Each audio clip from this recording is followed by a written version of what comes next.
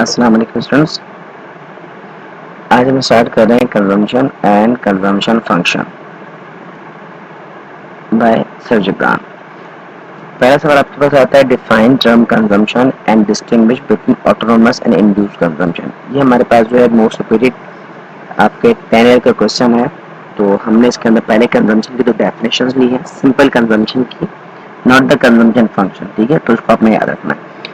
All those human activities, वो तमाम इंसानी सरगर्मियां which are directly related to immediate satisfaction, जो इंसान की तस्कीन का बायस बनती हैं, ऑफ वांट्स यानी इंसानी ख्वाहिशात की तस्कीन का बायस बनती हैं, इसे हम कंजम्पशन कहते हैं।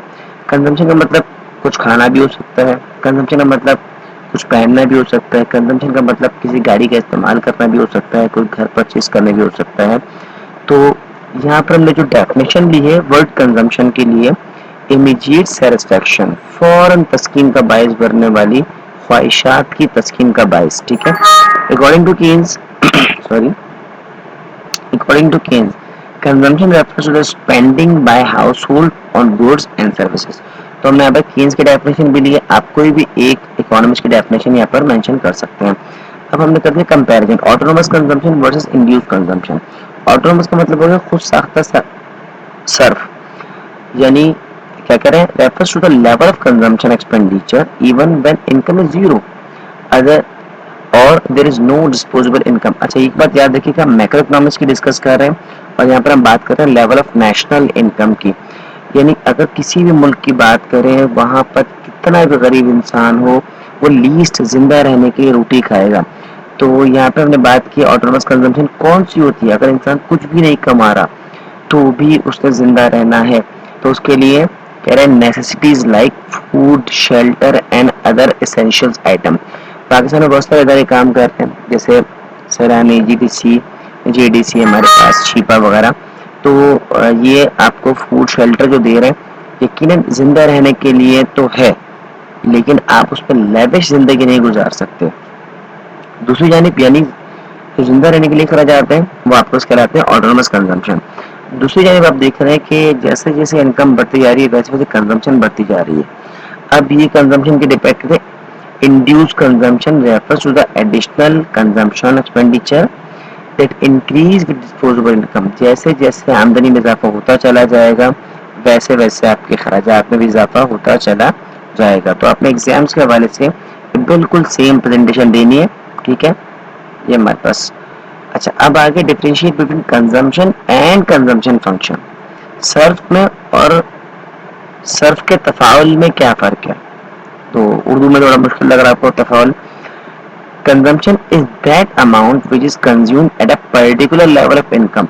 अगर हम सिर्फ एक पॉइंट की बात करते हैं, ठीक है, सिंगल पॉइंट की बात करते हैं, तो हम बात करेंगे कंजम्पशन की। यानी अगर हम एक साल के अंदर किसी कोई एक पर्टिकुलर साल ले ले, 2022, इन 2022 कितनी पाकिस्तान की लीज कंजम्पशन थी, तो ये कहलाएगा एक पॉइंट, अ सिंगल कंजम्पशन। लेकिन अगर हम बात करते हैं होल एरा की कि 1947 से लेकर हर साल 2024 तक पाकिस्तान की जो कंजम्पशन है, इसको ओवरऑल को आप देखें तो जैसे जैसे पाकिस्तान की इनकम बढ़ती चली गई वैसे वैसे पाकिस्तान की कंजम्पशन भी बढ़ती चली गई। सिंपल कह सकते हैं पाकिस्तान का बजट। तो इसको हमने एक डेफिनेशन ली है के कुरिहारा की, और फंक्शनल रिलेशनशिप भी बताया है जो कि पॉजिटिव है, किसका, डिस्पोजेबल इनकम का और कंजम्पशन का। जैसे जैसे इनकम बढ़ती चली जाएगी वैसे वैसे आपका कंजम्पशन भी बढ़ेगी, इसको हम कहते हैं कंजम्पशन फंक्शन। ठीक है, तो ये भी आपके एग्जामिनेशन पॉइंट ऑफ व्यू के हवाले से हमने एक स्लाइड बनाई है।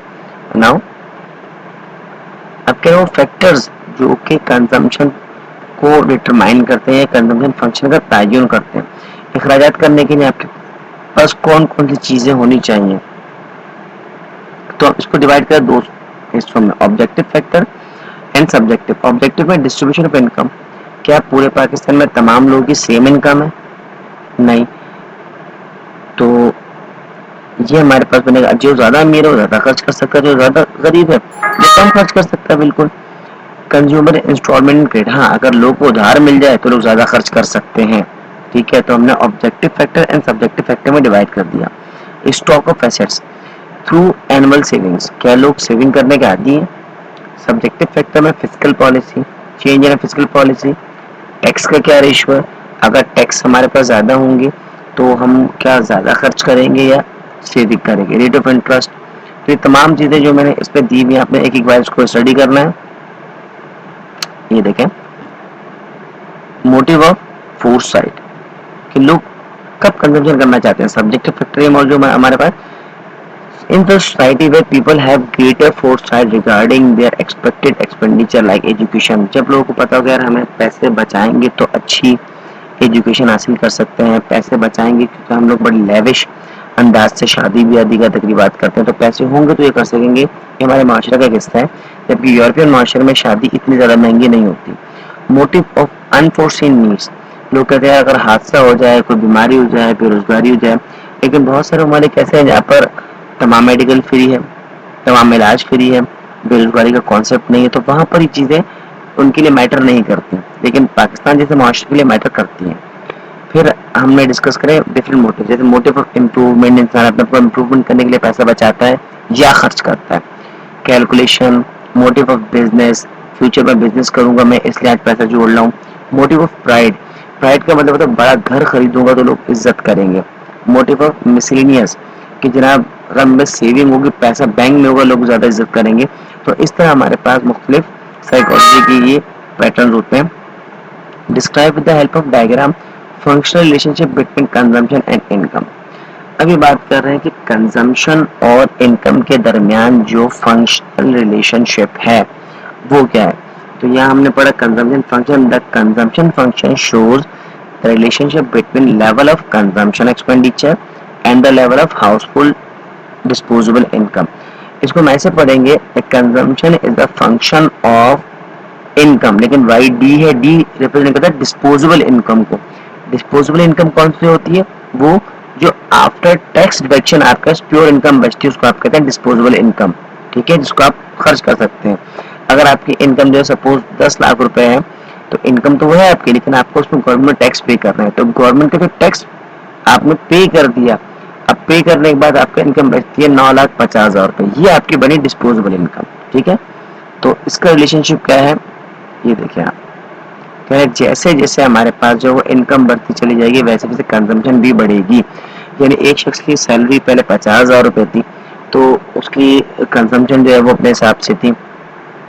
हम ग्राफ के वाले से डिस्कस कर लेते हैं। जिस शख्स की ये इकॉनमी के अंदर, सॉरी ये जल्दी चला गया तो कोई बात नहीं, इसको हम डिस्कस करते हैं। ये हमने एक्सप्लेनेशन लगा दी है, ये देखें, आप एक्सप्लेनेशन देख सकते हैं, डिस्कस कर सकते हैं। ये हमारे पास मुकम्मल हो गया। तो इंशाल्लाह ताला इसके अंदर कोई भी सवाल आपको इसमें मुझसे पूछ सकते हैं। और आप लोगों को कनेक्ट करने का बहुत बहुत शुक्रिया। अस्सलाम वालेकुम व रहमतुल्लाह।